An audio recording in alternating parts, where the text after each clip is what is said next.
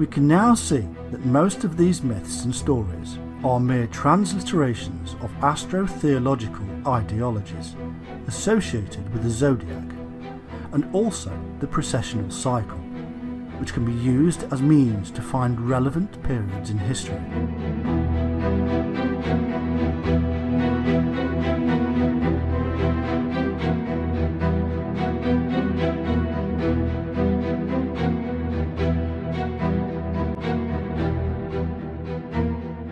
The precessional cycle is intimately tied in with our own life cycle, and so we find that many of these epithets given to individuals in history who may or may not have existed are really part of a code. This shows that the later leaders and their priesthoods, who were spiritual and godly, and also knowledgeable in astronomy, were related to the Shining One sect, and even received their knowledge and authority from the Shining Ones. They associated the Shining Ones with the solar and celestial bodies, which they studied.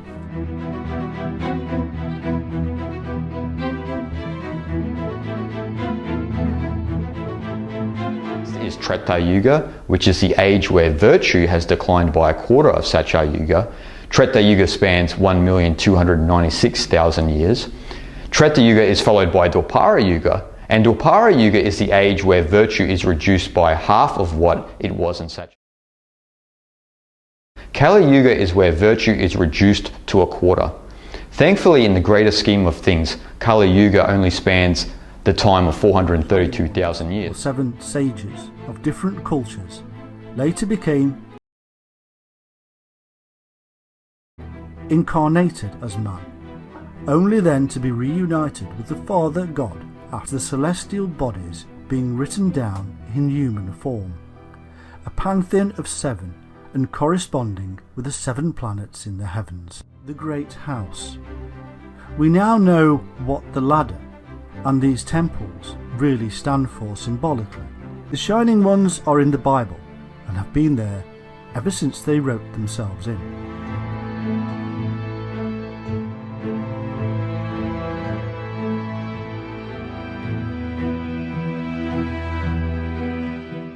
Elohim is usually translated incorrectly as Lord, and if you read the Bible and replace Lord, and don't forget about the added words, with Shining Ones, you will see a remarkable difference. A reading now of how it was meant to be. We now have the shining light of knowledge spoken of in 2 Corinthians 4:6. The Lord God of the Bible is the light who gives birth to the divine spark of Christ.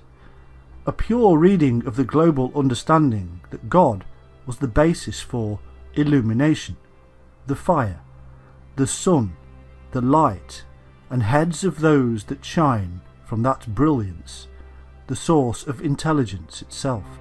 An was the chief sky sun god, and means shining. The Ananaj therefore means sons of the Shining One, or sons of light. Time. You're able to measure a certain length of time. And your life is a certain amount of time, and it is going in cycles because it's a product of this. Solar system is like the potter's wheel which has generated this. So time and the cycles of time, either you can be trapped in the cycles of time or you can ride the cycles of time. If you're trapped in the cycles of time, we say you're in samsara, because life becomes cyclical and it keeps repeating. Psychologically, physiologically definitely there are cycles. The monthly cycles in a woman's body are related to the moon.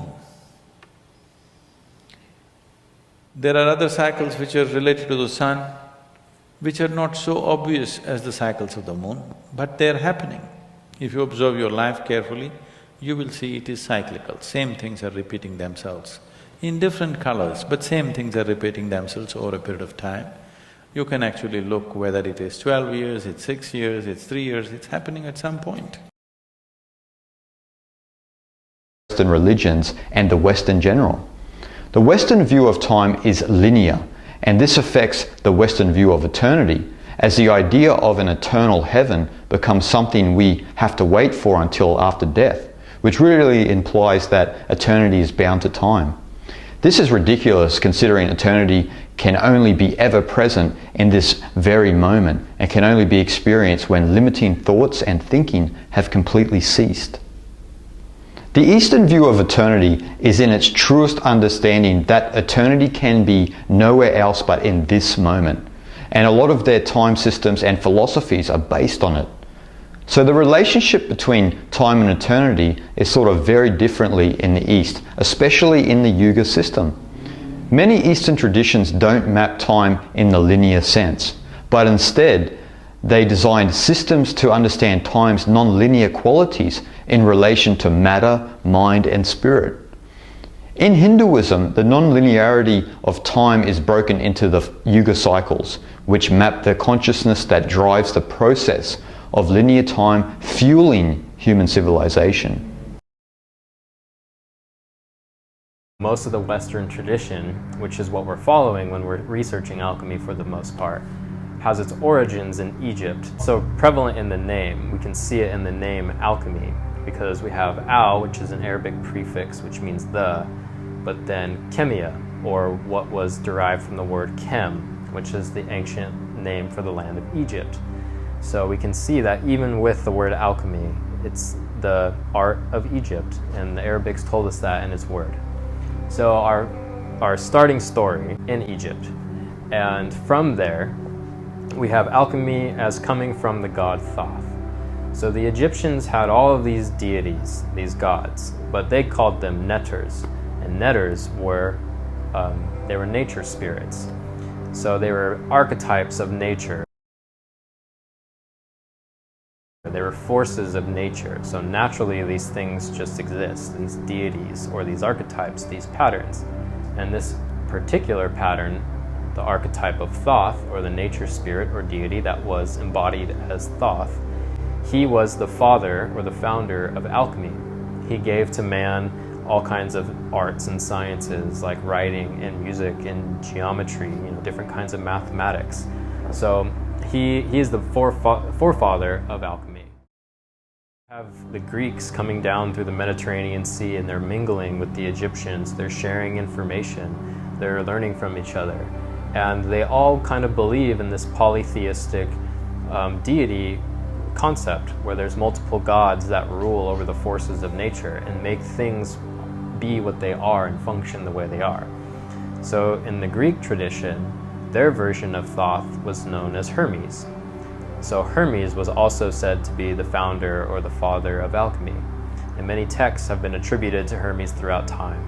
And they have all come together to make what is called the Corpus Hermeticum, which is a key foundational book in the study of alchemy, and was passed around all through the ancient ages, kind of as like their version of a Bible, I suppose. It's like a religious text that teaches them the rules and the laws of the universe. This is also why today we can hear of alchemy as referred to as the Hermetic art. So the Hermetic art were the arts of Hermes, or you also will hear him referred to as Hermes Trismegistus, Hermes the 3 times great. So the Hermetic art, Thoth, alchemy, all of these things have their origins in that ancient place in Egypt. And it's been passed down throughout time, and if studying alchemy you'll run into it. It's known as the Emerald Tablet, and it's attributed to Hermes, or some people also attribute it to Thoth, since they are the same deity.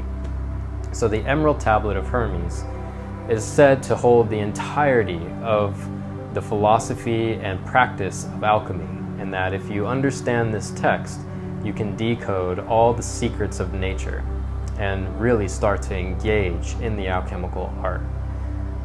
And it's a short text that has several paragraphs in it, but I'm just going to focus on the first top paragraph, which goes on to say that that which is above corresponds to that which is below, and that which is below corresponds to that which is above.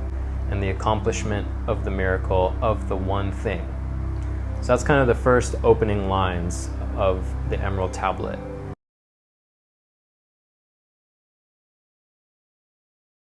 The sky. It was the vaulted ceiling that contained the sun and the moon and the stars and the planets. It was an infinite landscape. And heaven, of course, is the abode of God, this invisible creator that we cannot really see, feel, touch, hear, but we know he's there and we see his presence in all things. So it's the abode of God. It's a place that exists inside. You know, according to Jesus, he says the kingdom of heaven is within you. So it's the inside as well. So the above is the heavens, it is the sky, it is the cosmos and that infinite expression of the universe, and it is the internal landscape of contrast. The below is the earth. It is here. It is this physical manifestation. It is the land of mortals. It is the place where God places his creations. It's physical form and matter. You know, it's the density. So these two things, according to the Emerald Tablet, correspond. And correspond comes to us from a Latin word, two words together, cor and respond. You know, I'm paraphrasing here because they pronounced it differently. But to correspond with something means to be in union with it, to come together again and pledge that unity. So really, a union means that two perceived separate things are actually one thing. They are united. They are together. They are one. Together, these two perceived things, they accomplish the one thing. So what is that one thing? How do we finish this off? How do we understand what Hermes or Thoth is trying to tell us about what alchemy is? So to understand the one thing, we also have to delve into alchemical theory and principle. And alchemists believe that all things were created from one thing by one thing. And they called that thing the prima materia, the first matter. It was the source of everything, the source of life. And everybody in their alchemical practices were searching for this prima materia. So the one thing is the prima materia, but that one thing was believed to express itself as three things. So this is where we get the concept of a trinity in all these different religions or medicinal practices. You know, you see it in Chinese medicine, you see it in Christianity, you see it in Ayurveda. It's all over the place. These three things, these three principles that point to the one thing. So alchemy has its three principles, its trinity. This one thing is expressing as these three. To us, a principle is a foundational truth. So when you've used up all your cognitive reasoning and you can no longer intellectually reduce the meaning or purpose of something, you hit a dead end to a foundational principle, a foundational truth. There's three things in the alchemical tradition that were inside all of everything, all of creation. So everything in creation is made out of these three principles. Every rock, every plant, every animal, every star, every person, everything has these three principles at its core. And they named these principles. They give them code words. The code word for the first principle was sulfur. There's a little triangle with a cross underneath it to symbolize it. And the hieroglyph, or the symbol, holds all the information, but that's can be reserved for another conversation where we can go into debunking kind of all the symbolism and what it means. But sulfur was the first principle, and sulfur was a code word for the soul. The second principle was known as mercury, and that was a code word for the spirit. And the third principle was the salt, which was a code word for the body. So if we want to understand what the one thing is, we have to understand its three principles, its three truths. And if we are to understand the three principles, we have to know what a body, a soul, and a spirit are. So each of these things has all these different ways of describing it.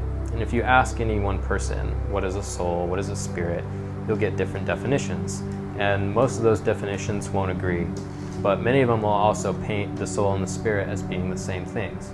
But by looking into the definitions, we can see exactly what these things are. And it's really easy to just go and look up, what is a body, what is a soul in a dictionary. Until recently has viewed and celebrated the meaning of the history known to him as epitomizing progress and evolution. The truth, as professed by traditional man, is quite the opposite. In all the ancient testimonies of traditional humanity, it is possible to find, in various forms, the idea of a regression or a fall. From originally higher states, beings have stooped to states increasingly conditioned by human, mortal, and contingent elements. This involutive process allegedly began in a very distant past. The term that best characterizes it is the Eddic term, Ragnarok, the twilight of the gods. In the traditional world, this teaching was not expressed in a vague and generic form, but rather was articulated in the organic doctrine of the Four Ages, which can be found with a large degree of uniformity in different civilizations. According to tradition, the actual sense of history and the genesis of what I have labeled, generally speaking, as the modern world, results from a process of gradual decadence through 4 cycles or generations. Ovid and Hesiod each describe history in a cycle of ages, each defined by a different metal, each more base than the last. The Iron Age is the last of the ages before the rebirth of the Golden Age.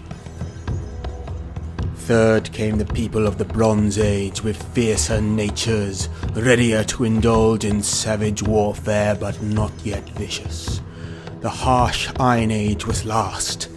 Immediately every kind of wickedness erupted into the age of baser natures. Truth, shame, and honor vanished. In their place were fraud, deceit, and trickery, violence, and pernicious desires. They set sails to the wind, though as yet the seamen had poor knowledge of their use, and the ship's keels that once were trees standing amongst high mountains now leaped through uncharted waves. The land that was common to all as the light of the sun is, and the air, was marked out to its furthest boundaries by wary surveyors. Not only did they demand the crops and food the rich soil owed them, but they entered the bowels of the earth, and excavating, brought up the wealth it had concealed in Stygian shade. Wealth that incites men to crime. They lived on plunder. Friend was not safe with friend, relative with relative, and the men will die. But a few of each will survive and inherit a renewed earth to start the next cycle.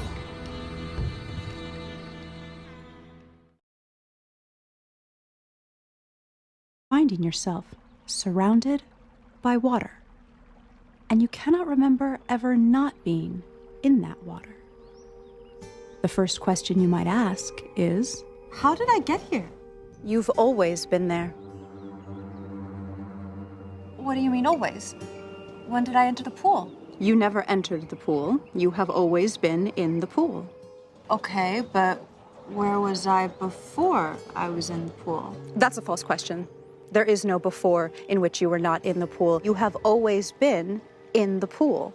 Okay, but always, like, how long? Like, a billion years? No, a billion years began a billion years ago.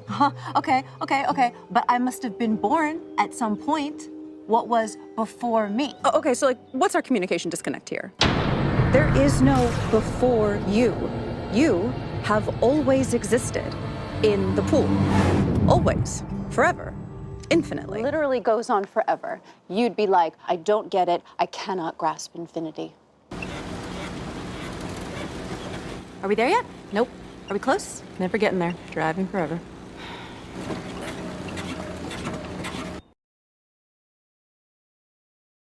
Between the 2D object on the sand and the 3D mother crystal.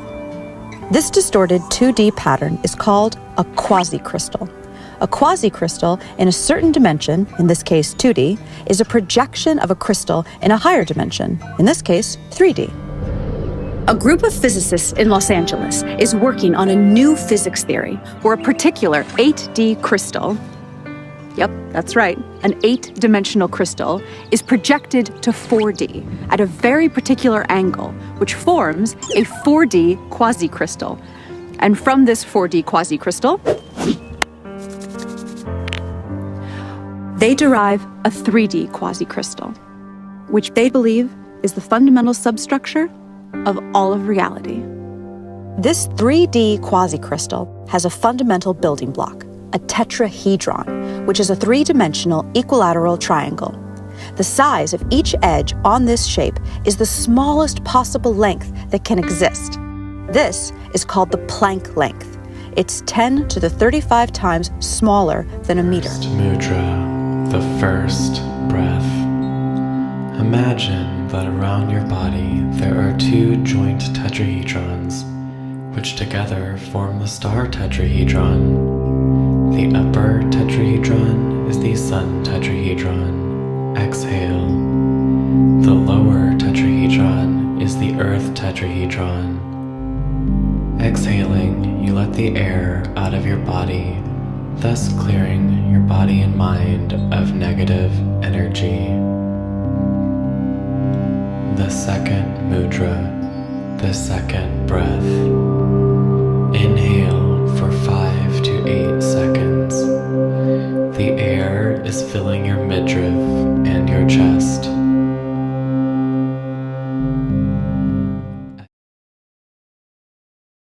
I want to tell you about crystals. You might be surprised to know that a crystal isn't an expensive piece of glass or a chandelier in some fancy dining room. The word crystal simply means a pattern that is periodic. Look at this checkerboard pattern. See how it continues to spread out infinitely in each direction? That means it's a periodic pattern. So that's a 2-dimensional crystal. This is another 2-dimensional crystal. And this is another. You can also have 3-dimensional crystals. By the way, this 3D glass is called crystal because its atoms are actually arranged in a crystalline pattern. In comparison with that, you feel pretty all right. And that absolutely ghastly thing that mustn't happen at all is Kali. And therefore, at once, we begin to wonder whether the presence of this Kali is not in a way very beneficent. I mean, how would you know that things were good unless there was something that wasn't good at all? Now I'm not putting this forward as a final position. I'm only putting it forward as a variation, as a way of beginning to look at a problem and getting our minds out of their normal ruts. She's black. Well, she, first of all feminine, represents what is called philosophically the negative principle. Now, of course, people who are women in our culture today and believe in women's lib don't like to be associated with the negative, because the negative has acquired very bad connotations. We say accentuate the positive. Well, that's a purely male chauvinistic attitude. How would you know that you were outstanding unless, by contrast, there was something instanding?